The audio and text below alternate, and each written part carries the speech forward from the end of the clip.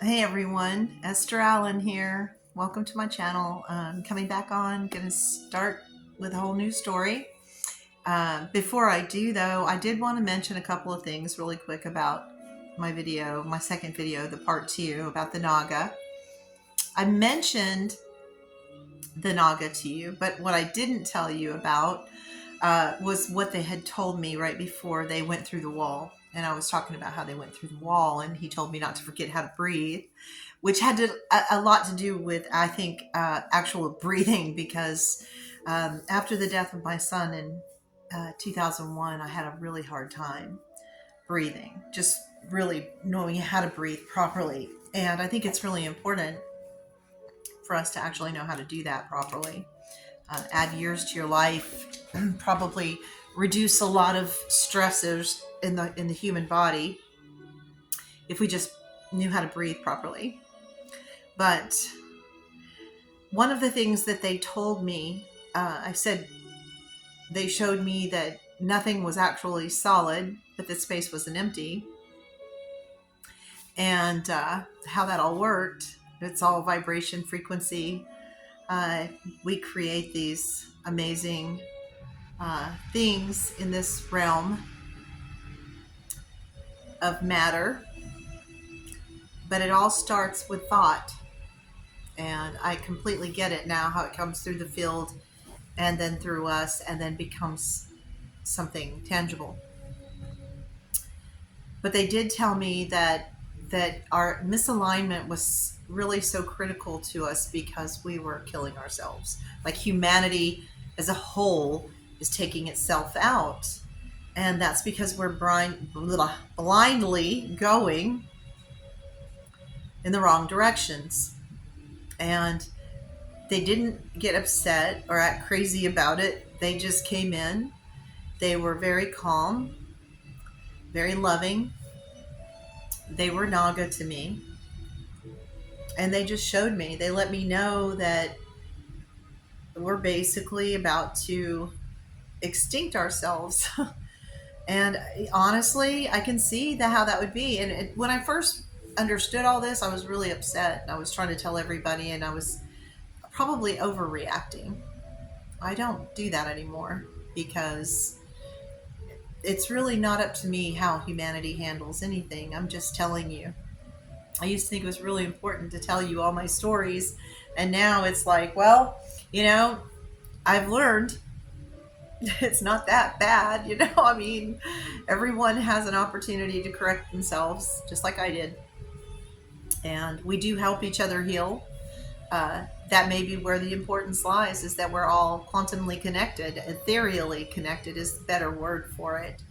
There is an ethereal string between me and everyone on this planet, and the same goes for everyone on this planet. So we're all entangled, and time is manipulated through all those processes as well. Time travel is a whole other conversation. The Donald Trump story. How I became so supportive of the Trump family. Um, in 2015, 16, it was 2016, my daughter ran away to West Palm Beach. She's an adult, so she could do what she wanted, but this was kind of an emergency thing where she was having a crisis, and she took off, and of all places, that's where she went, and I chased after her. I ended up doing some meditations while I was there for the levees. I ended up driving past the Trump home 3 times, and on the third pass, I stopped and I put my hand out. I reached my hand out and prayed over his family and him, and for the success of the family and protection, because I had seen a prophet. I told you guys in my last video, I had an encounter with someone who had passed, and he was in a sea of children. I couldn't see anything but children for as far as the eye could see all around this man. And I was in there. I was in the sea as well.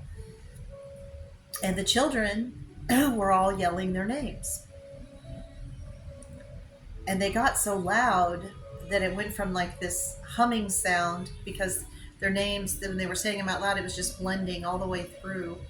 and it was like a big hum, and then it started to get louder and it became a huge vibration. But the children were all saying their names at one time, and then within a month or so, I was in West Palm Beach praying over the jump home.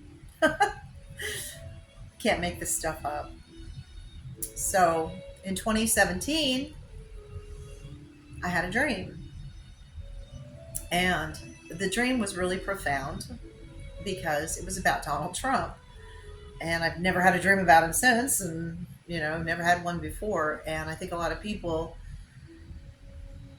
that's heard this didn't want me to tell this story, but I'm going to.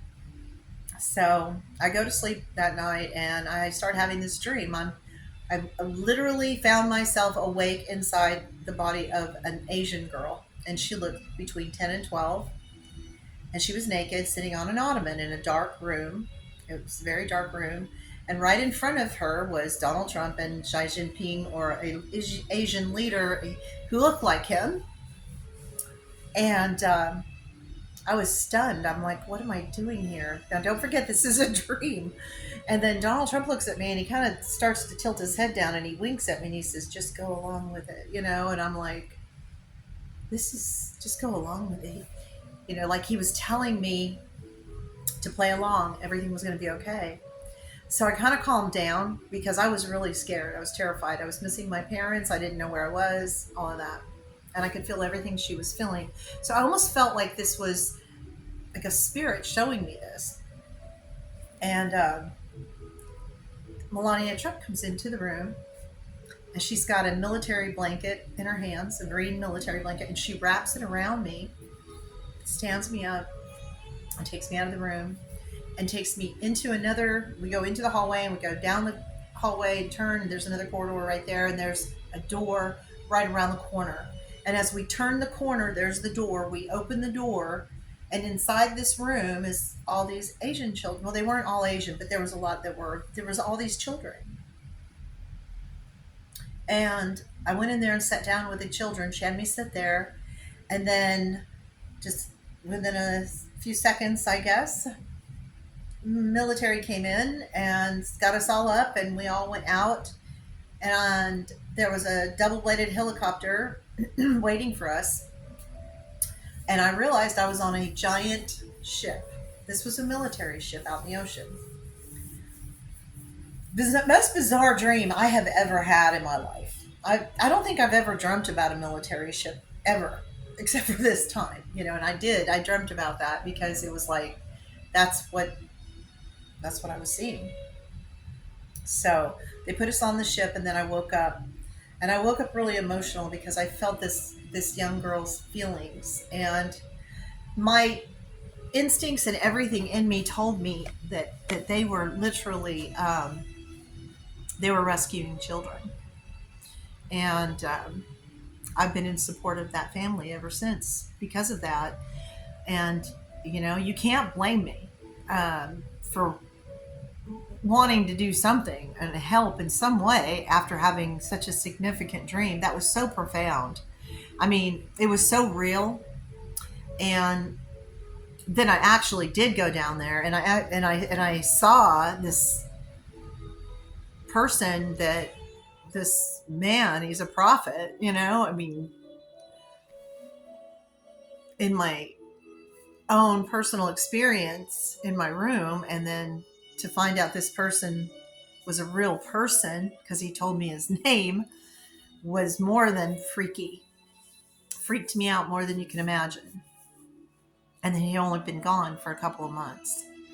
And I'm seeing a vision like this. And I had to follow whatever that was at that point because I had to believe in what I was actually experiencing. So this is where it all ties in for me and how I came to be involved in this in my own ways as far as my support of that family. It's because I firmly believe my dream. And that's enough for me. Okay, so I'm going to move on from there and tell you about Archangel Michael. This was powerful. What you guys don't know about me, and some of you do that have seen my old videos that are no longer up, but For those of you that don't, when everything began in 2014, I was in a really serious car accident, head-on collision with a semi-truck. 3 years prior, and there's this three again, I went off a motorcycle at almost 70 miles an hour. So there was only 3 years between the second and third accident, and 13 years prior to that, I had been in an accident. Well, actually, it wasn't 13 years because it was 2001, and then I was in the accident in 20. Yeah, it's 13 years. 13 years earlier, that's when I had my first accident that my son was killed in. We were on our way to church, and my son was being baptized, and my daughters and I were being baptized, and it was because he was devastated over what happened with 9/11, and he couldn't stop thinking about it, and he started asking for us to be baptized. It really upset him. The whole 9/11 thing was, and since it happened, it's like that's always there. My son died on October 28th, 2001, which is coming up. And like I said, it's right after the 9/11 thing that happened. And he died right in front of a church on his way to be baptized with his family. And it was not good. Not good at all. I lost him that day. It was just more than I really have ever really totally been able to wrap my head around it all. And the energy from that experience was so palpable and profound and life-altering for me. So that experience is kind of what led me down a path of awakening.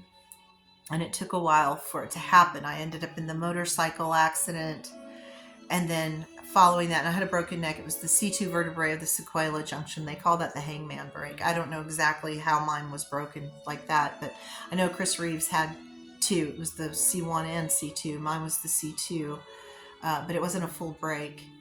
But it was in the sequela junction of the C2 vertebrae. And so I was going through a lot after my husband died in 2014. We were married in 2013. And I got attacked by something. It was like a dark being, an energy.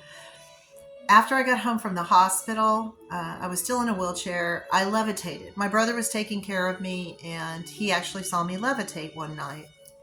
And I literally drifted from my room into the back door of the house, and he yelled and I fell.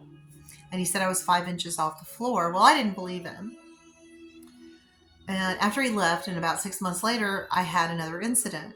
And I actually saw something outside, and I thought that it was attacking me, and it froze me. It looked like an extraterrestrial being with a big giant eyes and really elongated skull.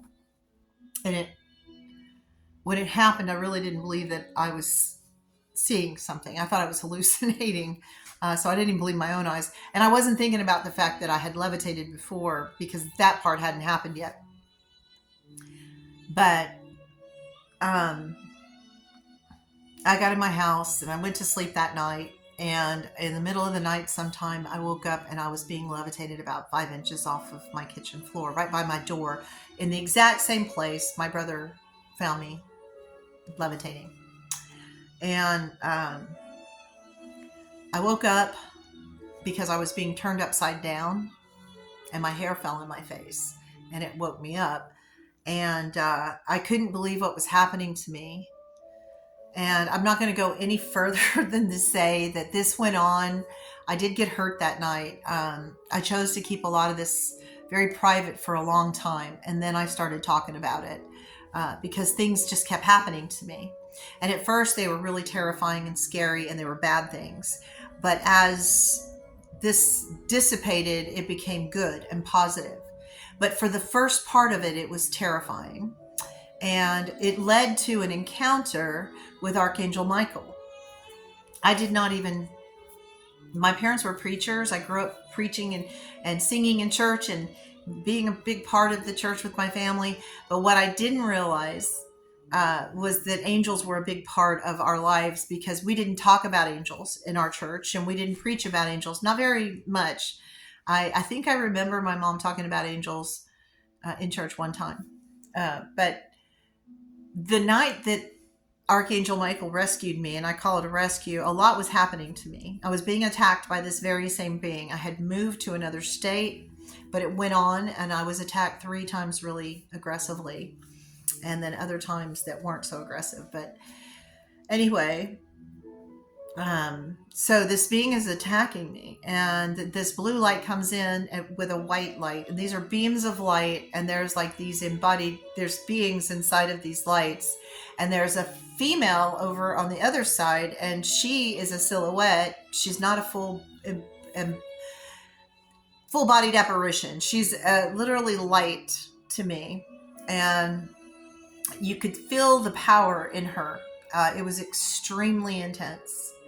Anyway, she told this being to take the creature that was attacking me, the demonic creature, and the white and blue lights and just surrounded that creature, and everybody just disappeared all at one time. Excuse me. When this happened, I knew it was happening, and it was really scaring me. I mean, I was terrified, and the feeling that I had in my body was that this creature was trying to pull my soul out of my body. I was in a very weakened state, very weak. And my book explains everything about it and why I was like I was. But these beings rescued me. They literally took this creature away from me. It was pulling my soul out of my body. And I didn't think I was supposed to see it. Like, I don't feel like I was supposed to see what I saw. Like, it was not something they were doing just to baby me, because I didn't feel babied. I felt in the way a little bit. And it was so fast. And then they disappeared and kind of left me there. And I was freaking out. And they were gone. It happened so fast, because when she appeared, she told them to take that being, and they did. And then that's like, it was so fast, because the creature had been there and it was pulling me in and out of my body, and I was trying to fight with this thing, and I was weak. I had been fighting with it. It had weakened me actually quite a bit. And so I wasn't doing so good. But I jumped up and I ran outside, and I collapsed in the backyard, and I'm laying in the grass, and I'm laying there looking up, and I can see just light everywhere, and it's spinning, and it looks like just little black holes everywhere spinning. And I can tell I'm in some type of vacuum. That's what it felt like. And I'm laying there, and I said out loud, "Who was that took that creature from me?" And before I could even get it all out of my mouth and say it out loud, I heard in my ear, "Michael." Very deep, strong voice, masculine, and it said his name in a whispery voice in my ear, and it was so unbelievable. I jumped up and I was freaked out, and I ran in the house, and I got my water, and I poured me a glass of water. I was burning up hot. It was summertime. It was really hot outside. This had started at night and went on into the morning, and it was daylight outside. So this had gone on for a long time, and I lost a lot of time. So I'm standing there, and I'm getting ready to take a drink of my water. And as I got ready to lift my glass and take a drink of my water, I said out loud, "Well, if that was Archangel Michael, who was with him?" And I started to take a drink, and I heard Moira L behind me. It sounded like Moira L or Moriel. I'm pretty sure it was Moira L. And I slammed my glass down on the counter and took off running to my bedroom and shut the door and locked it. And I sat in there for quite a while, just kind of freaked out. You know, I did not know what to think about what had just occurred. I knew something big had just happened, but I didn't know why this was happening to me. And I remember asking while I was sitting in the room who the female was, because I'd asked about the 2 male, but I wasn't getting any answers on her. And so that kind of blew me away. You know, she never responded that and I couldn't understand why they told me who they were, but that she didn't and never has. And I've come to the conclusion that she is the Divine Mother. For what it's worth, whatever this means to you, she's the goddess of the world, and she's our mother. And that's what I really truly believe. She had a very commanding presence, terrifying almost. I mean, I will say it was like a strong fear of her in a way, but she's the reason that it happened. And I had a whole lot happen to me since then. But those were what spurred all this. It was after this attack, this last attack, and the rescue that Archangel Michael, who is very real, very, very real. I'm here to tell you. I never would have believed it if it hadn't happened to me, and it did. It happened to me, and he's real. But if it hadn't been for that, I wouldn't know that. And I learned a lot. And I know that for Christians, it's really hard for people to understand that. And me being a Christian makes it even weirder. But I don't know what to tell you. It's where I found myself. So, yeah, that was an amazing experience. And that's kind of how I ended up getting here. So there's some of my stories right there. There's more to this with the Trump family too. But I'll stop with this for right now, and we'll just wrap it up. And I'll talk to you guys soon. I hope that this made some sense to you guys. And if it didn't, then I will try to do better. And I'll talk to you guys later. Bye.